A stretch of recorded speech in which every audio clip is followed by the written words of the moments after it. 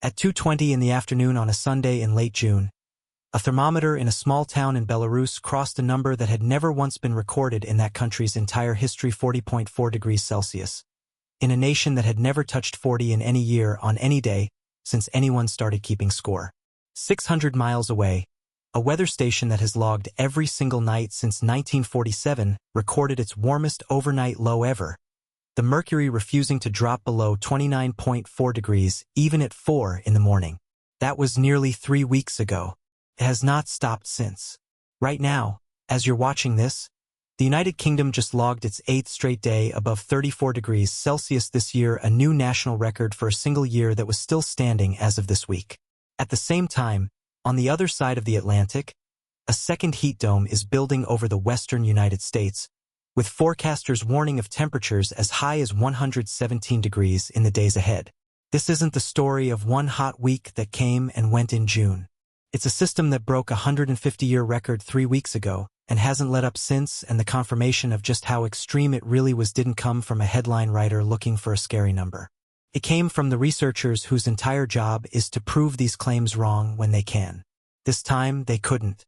Here's exactly what the data says, where the records actually fell, and why scientists are calling this the most dangerous heat event Europe has ever measured and why it's still not over.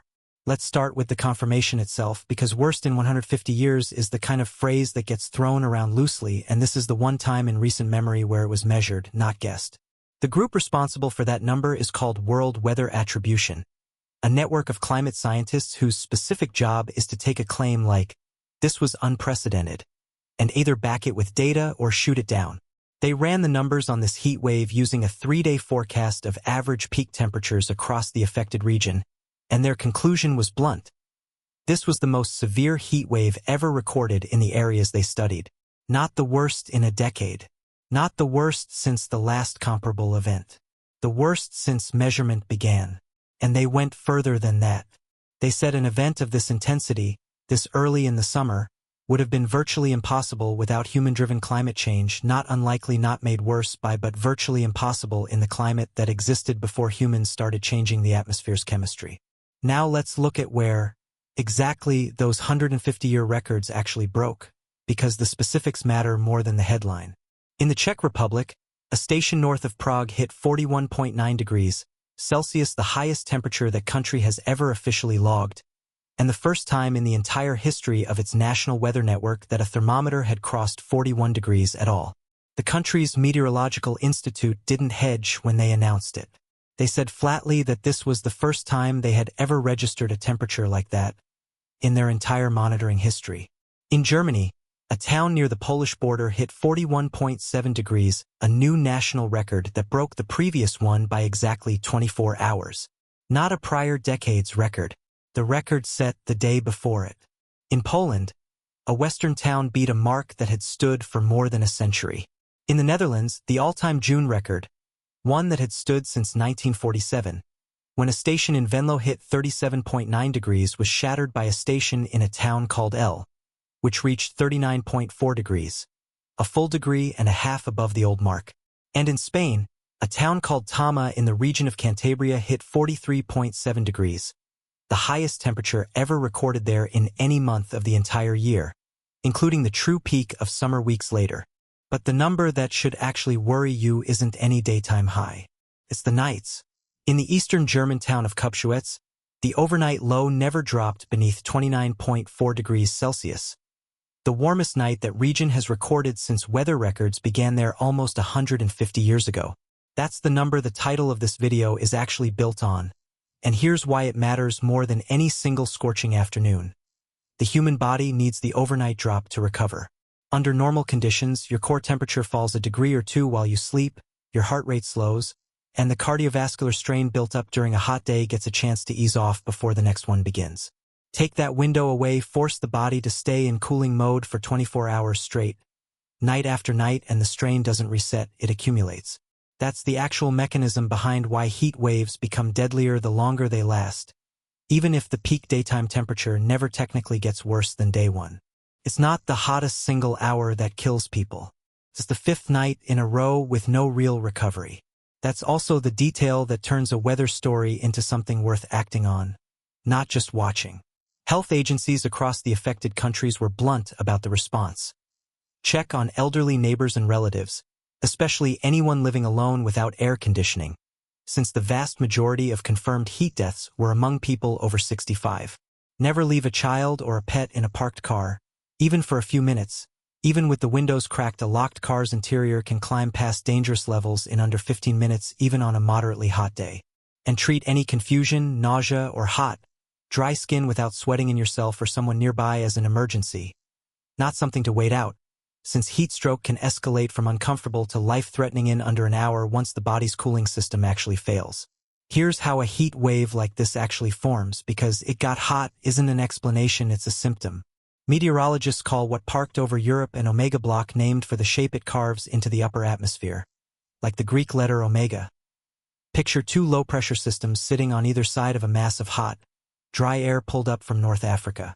Those low-pressure zones act like bookends holding a heavy book upright. Instead of the hot air drifting through a region and moving on within a day or two, the way weather normally behaves, it gets locked in place. It doesn't pass over a country. It sits directly on top of it, for days, sometimes weeks, with nowhere else to go. Temperatures under an omega block don't spike and fall. They climb and stay climbed, which is exactly the mechanism behind why records weren't just broken this time, they were broken and then broken again the next day in country after country, as the same trapped air mass baked one region after another.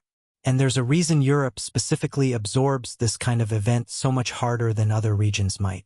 Only about 1 in 5 homes across the continent has air conditioning, because for most of European history, the engineering problem was keeping heat in through long winters, not keeping it out during short summers.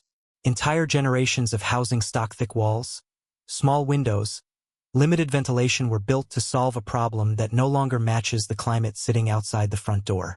That gap between old buildings and new extremes showed up almost immediately in the death counts, and this is the part where worst in 150 years stops being a weather statistic and becomes something else entirely. The World Health Organization tracked more than 1,300 excess deaths across Europe in the 10 days after the heat wave intensified, including children who died locked in cars and young people who drowned seeking relief in unsupervised water. Belgium recorded a 48% increase in deaths compared to normal during the worst stretch of the event, close to 1,800 more people than expected in under 2 weeks, making it the deadliest heat wave the country has measured in 30 years. France recorded roughly 2,000 additional deaths in a single week alone, the overwhelming majority among people over 65. The WHO's own director called heat a silent killer, specifically because unlike a flood or a wildfire, it doesn't announce itself. It just accumulates quietly in bodies that had nowhere cool to recover. Every scientist who studied this reached for the same comparison because it's the only event in living memory that's actually comparable. August 2003, the heat wave that killed tens of thousands of people across Europe and is still, more than 20 years later, the reference point every European heat event gets measured against. Researchers directly modeled what an event like 2003 would look like if it happened in today's climate versus the climate of 2003 itself. And the number they came back with should stop you for a second. A heat wave of that same intensity would have run roughly 2 degrees cooler if it had struck in the older climate scientists were working with back then. 2 degrees was the difference between a summer people still talk about as a historic tragedy decades on, and a summer that just quietly became the new floor. And here's the detail that makes this year's event even more alarming than 2003. The 2003 disaster didn't peak until August, deep into summer, when high heat is at least expected. This one peaked in late June. Whatever this year's heat wave ends up being called in the history books, it arrived almost 2 months ahead of schedule. The heat didn't stop at broken thermometers, either. It moved.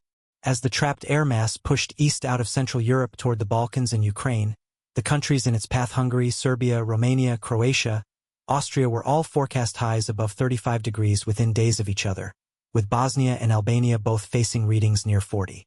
In Bosnia, the dry conditions behind that heat sparked wildfires that firefighters spent days battling, including a fire at a landfill near the city of Mostar that blanketed the surrounding area in smoke that lingered for nearly a week. And in Ukraine, a country already running its power grid on borrowed time after years of attacks on its energy infrastructure, the heat wave landed as an entirely separate kind of emergency. Grid operators in at least 5 regions stretching from Ivano-Frankivsk in the west to Zaporizhia on the front line in the south had to impose temporary restrictions on electricity use, meaning a heat wave that would strain any power grid arrived in a country whose grid had almost nothing left to give. It's worth pausing on how scientists confirmed actually works, because it's not the same thing as a scientist simply saying a summer felt unusually hot.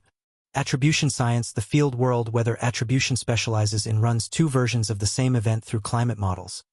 One using the real, warmed atmosphere we currently live in, and one using a simulated version of the atmosphere as it existed before large-scale human-driven warming began.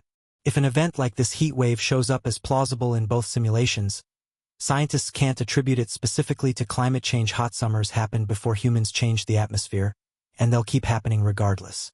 But when an event turns up as near impossible in the pre-warming simulation and entirely plausible in the current one, that's the actual basis for a claim like virtually impossible without climate change. It's not a hunch dressed up in scientific language. It's two versions of the same physics, run side by side with only one variable changed. And a 150-year temperature record doesn't stay contained to a thermometer. It moves straight into people's wallets, and the bill is already being written. France, the EU's largest farm producer, logged its hottest day on record on the 24th of June, with a national average of exactly 30 degrees Celsius and a single station in the southwest hitting 44.3 degrees. A reading extreme enough that 58 French departments, a record number, were placed under the country's top-level heat alert simultaneously. Preliminary all-time records fell the same week in Germany, Denmark, and the Czech Republic, with Switzerland logging a new June high on top of it. The crops that took the hit hardest were maize, potatoes, and field vegetables, and because the official June forecasts had been finalized before the heat arrived, the real damage won't even show up in official numbers until the following month's report, meaning farmers already know their yields are down before the paperwork catches up. The financial institutions tracking this aren't describing a bad season. They're describing a structural shift. Analysts at Allianz Trade put France's cumulative economic losses from climate-driven events at roughly $240 billion between now and 2030, with Italy facing around $147 billion, Germany around $131 billion, and Spain around $120 billion. The European Central Bank has already calculated that a single drought year can push food inflation up by nearly a full percentage point across the entire Eurozone, driven largely by crops like olives that simply cannot be grown at scale once heat crosses a certain threshold. And underneath all of it sits the same structural weakness that turned this heat wave into a death toll instead of just an inconvenience. Only about 19% of European households have air conditioning, compared to roughly 90% in the United States. A 150-year heat record isn't just a headline. It's a grocery bill, a harvest, and a hospital admission, all traced back to the same 2 weeks in June. If you felt anything like this yourself, somewhere that broke a record this summer, a night that never cooled down, a heat wave that hit earlier than it should have, drop it in the comments. Thousands of you watching this are somewhere that just lived through exactly this, and those stories are honestly the most useful part of this conversation. If breakdowns like this one, actually tracing a worst ever claim back to the data behind it instead of just repeating the headline, are useful to you, subscribing costs nothing, and it's the only way you'll catch the next one the moment the confirmation comes in. This heat wave didn't stay confined to Europe either, and the pattern that produced it is bigger than one continent. In the final days of June and into the first week of July, a heat dome, the same basic mechanism as an omega block, air trapped in place instead of moving through, settled over the eastern half of the United States, arriving right as tens of millions of Americans headed outdoors for the country's 250th birthday. Baltimore and Washington, D.C. came within a few degrees of their all-time record highs. New York City's Central Park hit 100 degrees, tying a record that had stood since 1966, and it was the first time the city had touched triple digits at all in 14 years. Atlantic City, New Jersey hit 106 degrees on the 4th of July itself. More than 150 daily temperature records were tied or broken across dozens of American cities in a single stretch of days, and more than 160 million people were placed under major or extreme heat risk warnings, a classification system that exists because heat quietly kills more Americans in an average year than hurricanes, tornadoes, and lightning combined. The strain on infrastructure followed almost immediately. Power demand hit an all-time record on the grid serving the Mid-Atlantic corridor, one of the largest electrical grids in the country, as air conditioners across a dozen states ran at once through the hottest stretch of the year. Hundreds of thousands of homes lost power anyway, some from equipment failing under the load, some from the violent thunderstorms that a heat dome this intense eventually produces when it finally starts breaking down. In New York City alone, more than 200,000 customers were without power at one point, and utility crews were forced to reduce voltage in parts of the Bronx and Manhattan just to keep the wider system from failing completely, even as officials opened cooling centers across the city and asked residents to set their thermostats no lower than 78 degrees. It's the same story on both sides of the Atlantic, told through different infrastructure. Systems built for yesterday's climate straining under a version of summer they were never designed to survive. The reason a 150-year European record and an American heat dome happening in the same 6 weeks isn't a coincidence comes down to one mechanism connecting almost every extreme heat event on the planet right now. Dry ground amplifies heat and heat dries ground. When soil holds moisture, some of the sun's energy hitting it gets absorbed, evaporating that water, acting like a natural air conditioner for the land itself, the same reason sweat cools your skin. But once drought strips that moisture away, the cooling mechanism disappears entirely, and all of that solar energy goes straight into heating the air instead. Dry land doesn't just sit passively under a heat wave. It actively amplifies one. And the heat, in turn, evaporates whatever moisture is left even faster and melts mountain snowpack earlier and more violently than rivers downstream are built to handle, setting up an even drier season the next time around. It's not two separate weather stories. It's one feedback loop, and Europe's 150-year record and the drought currently draining reservoirs across the American Southwest. Lake Powell sitting at its lowest level since before most of today's water managers were born are two readouts from the exact same underlying machine. And the pattern didn't stop at Europe's borders. Across the Atlantic, the same drought and heat feedback loop has been draining the reservoirs that supply drinking water to roughly 40 million people across the American Southwest, with the country's second-largest reservoir sitting at its lowest level since before most of today's water managers were even born. That's a story on its own, one we'll get into in detail separately, but it's worth naming here because it's evidence of the same underlying shift, not a coincidence sitting next to it. A 150-year heat record in Central Europe and a record-low reservoir in Arizona aren't happening in the same season by chance. They're two different instruments on two different continents, both reading the same warming baseline. And this is the part that separates the story from a normal hot summer recap. It never actually stopped long enough to become a retrospective. The same heat dome that broke American records over the 4th of July weekend killed at least 44 people by the time health officials finished counting through July 8th. And instead of easing off, the pattern simply relocated. A second heat dome has since built over the western United States, with forecasters warning of highs as extreme as 117 degrees, hitting the desert Southwest in the days around this video's release. In the United Kingdom, a third separate heat wave of the year began on the 4th of July and, by the 9th, had reached its 8th day above 34 degrees Celsius, a new UK record for the most days that hot in a single year since British records began.